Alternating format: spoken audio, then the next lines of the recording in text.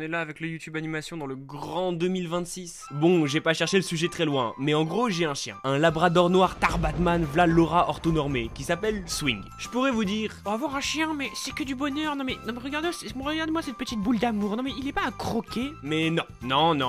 C'est très cool d'avoir un chien, hein, mais il m'a déjà fait de ses coups. Bon, déjà, un peu de contexte. À la base, c'était un chien d'handicapé, mais il a été réformé parce que c'était un maxi raciste des chats. Oh, on nous dit raciste, mais il faut pas oublier que eux, ils le sont tout autant, hein.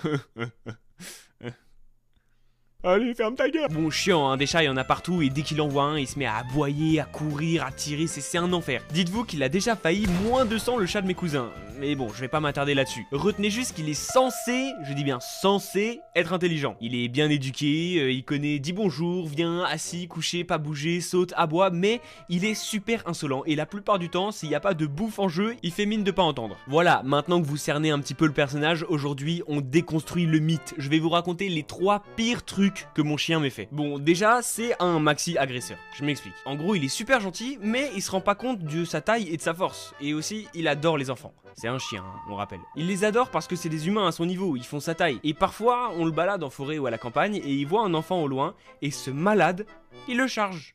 Tu peux l'appeler, lui montrer de la bouffe, peu importe, il charge le gosse. Et il est noir, on dirait une bête démoniaque dans Kirikou, quoi. C'est genre les bêtes. Une fois sur deux, ça finit en carambolage, il renverse le gosse et ensuite il se met à sauter partout, à lui lécher le visage, etc.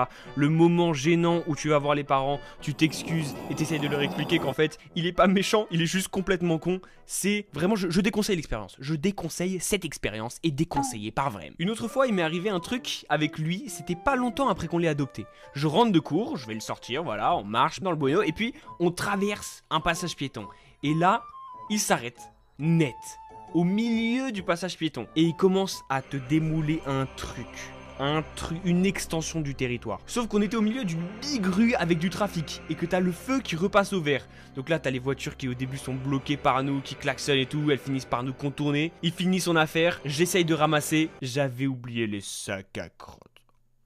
Oh la honte. Je commence à me tailler discretos. Et là, il y a un mec qui sort de sa boutique et qui commence à m'engueuler depuis l'autre bout de la rue pour que je ramasse. Et il a raison, mais j'avais rien pour ça. J'ai paniqué, je me suis taillé. Voilà, ne faites pas ça. À la limite, demandez dans une boutique ou s'il y a quelqu'un avec un chien pas loin, vous lui demandez un truc, un sac, j'en sais rien. J'ai rarement eu aussi honte de ma vie. Sauf lors de cette 3e anecdote où déjà je vous ai dit que mon chien était un agresseur. Mais là on est à un autre niveau. C'est carrément, c'est l'agression sexuelle. Bon, c'est vraiment super bizarre dit comme ça, mais en gros, un chien, ça renifle tout et n'importe quoi. Ben, ça arrive que quand on se balade, tranquillo, une personne passe et bam, t'as le chien qui se retourne et qui le sent vite fait. Et un jour, tranquillo, encore une fois, on marche et là, il y a une meuf en jupe qui passe. Et j'y fais pas attention, je regarde Swing qui sent un truc par terre, la meuf passe et il lui met son museau dans les fesses.